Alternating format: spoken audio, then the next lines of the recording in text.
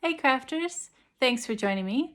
Today we're going to make a card with one of my favorite combinations, rainbows, clouds, and unicorns.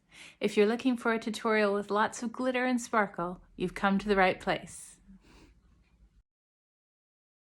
So the finished card will be 5 by 7 inches. So I'm starting with a piece of paper, which is that size, and using the micro cloud edges stencil from My Favorite Things, I'm going to line it up and start inking with my Distress Oxide in Mermaid Lagoon. And I'm going to ink from the top down. Now the trick is you want to have darker ink where the stencil is and then fade out. And I find the best way to do this is to put your ink directly onto the stencil and then move it onto the paper. And for me, that involves using these blending brushes. So I'm going to continue adding clouds and rotate the stencil until I have almost the entire card covered. I'm leaving about 1.5 inches at the bottom for the sentiment. Once I'm happy with it, I'll leave it aside to dry. Then I'm going to cut about 6 clouds from this straight up Rainbow Dynamic using some shimmery paper. Just gorgeous. And then using some acetate, this is 200 GSM, so it's quite thick. I'm going to cut this slightly longer than the front of my card and score it so the main part will be 5 by 7 inches. So there's about 1.25 inches extra, which I will fold over and then score here. And I'll use that extra flap to adhere to the back of my panel with all the clouds. And I'm just using double-sided sticky tape for this. So this flap will show on the back of the card, but if you'd rather hide it, you can always add another 5 by 7 inch panel onto the back here. So once that's secure, I'm just going to open and close that acetate front just to make sure that it's moving properly. It is quite thick, this acetate, so I'm going to fold it a couple times, but you'll see it stands up beautifully and makes a great card. So for the main part of my card, I'm using this gorgeous rainbow die. It's called the Cascading rainbow die from My Favorite Things, and it will die cut all the pieces separately. And as you can see, there's a slight curve on the rainbow, which makes it line up perfectly with the left-hand corner of your card. Now I'm going to paint each segment of the rainbow with a different shade of this beautiful watercolor pearl paint.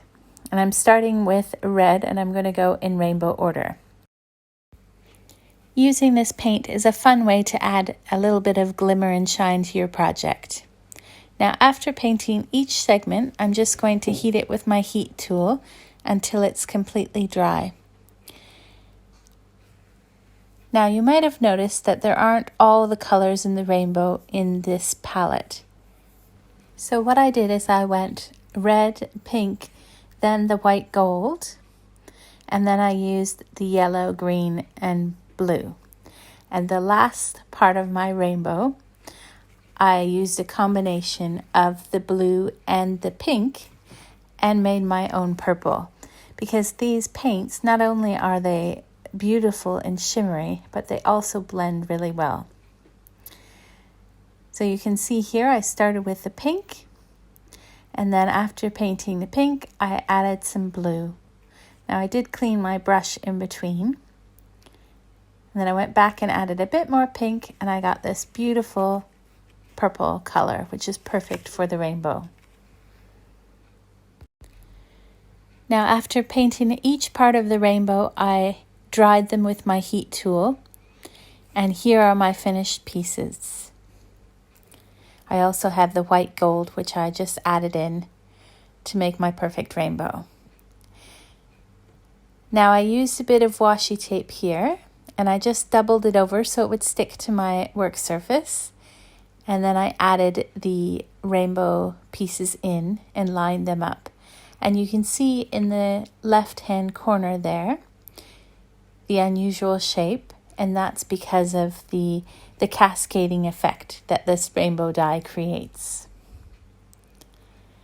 And then I just turned this over and added a few more pieces of the washi tape just to keep all the pieces secure until I was ready to glue them onto my card.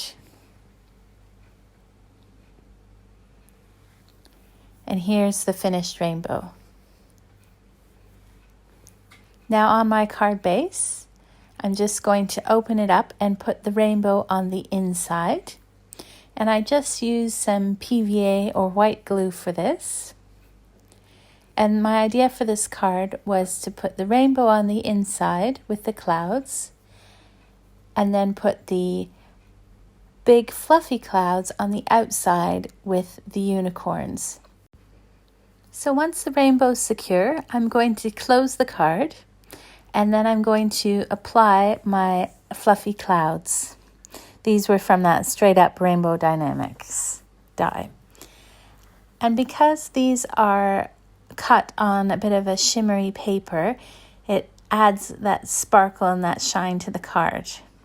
So I'm just lining them up so that they cover the bottom where the sentiment of the card will be. And then I'm going to glue these on. And once they're glued on, I'm just going to cut off the edges from the side and the bottom, and this way my card will still be able to stand up when the recipient receives it. Now, because I used the wet glue, the shimmery paper did buckle a little bit. So the way I fixed this was I adhered a few more clouds on top, and I just used foam pads for this. And this also helped to create some beautiful dimension on the card. This is one of the downsides of using a shimmery or pearlized paper, because it does buckle a little bit when you add glue onto it. You could always use double-sided tape to adhere the clouds if you prefer. However, I really like the three-dimensional aspect of adding these clouds on top, and I was happy with the results. Rainbows and clouds are the perfect combination. So now to add some unicorns. Now I'm going to use the Fairy Tale Friends set from My Favorite Things. Now there is a lot of other unicorn sets you could use instead if you prefer, but these ones are my favorite. I'm going to stamp 2 of the unicorns, the one unicorn that's jumping and the other one that is standing still, and I think I will put him on the clouds. From the same stamp set, there is also a lot of appropriate greetings, and I'm going to use one of these for my sentiment. The one that I'm using says, "You make every day magical." Now once I stamp this sentiment, I'm going to cut it out and put it on a piece of black paper for a bit of a frame. Now I wanted my unicorns to be mostly white with rainbow colored manes. So I only used 2 colors of Copics to color them in. I started with a C1, which is a very pale, almost white gray. And then I blended this out with 0, which is the colorless blender. I went back again with the C1 to add some shading, but I did keep this very light. Now the horn and the hooves, I used this beautiful gold Wink of Stella from Zig, and it just sparkles when it catches the light. I also used these pens for the mane. So I started with the green and then added some other rainbow colors. Now if you don't have these Wink of Stella Zig pens, you could always use your regular pens and then add a glitter pen on top, like a Wink of Stella pen. However, these pens have the glitter built in, and you'll see when I hold it up to the light at the end of the coloring here, it really does make a difference because these unicorns are sparkly and very beautiful. These pens aren't the best for blending, but as you can see, they're very vibrant colors and you could customize the unicorns for your card or for the recipient. They're quite inexpensive pens too, considering the amount of sparkle you get. So they're one of my must-have accessories. Now I'm just going to finish up coloring in this unicorn's mane. I'm going to add a little bit more green and then add some pink to his nose. Now you could color in the wings as well, but I thought it would be fun to use some stickles on his wings, and that way they'll be almost translucent and glittery. And because it's a unicorn, he does need to have the color called unicorn, which I thought was quite apt. So I'll set this aside to dry, and as you can see, it's just beautiful. And now I can finish the rest of the card. So I'm going to put this unicorn on the clouds here with some foam squares.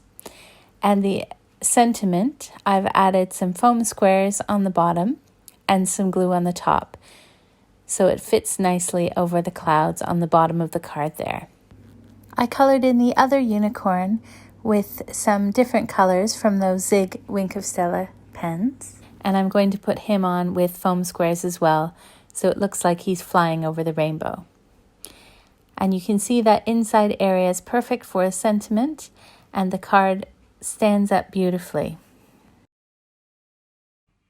Thanks for watching, and I hope you found this video inspiring. Be sure to subscribe so that you're notified whenever I post a new video. Have a crafty day!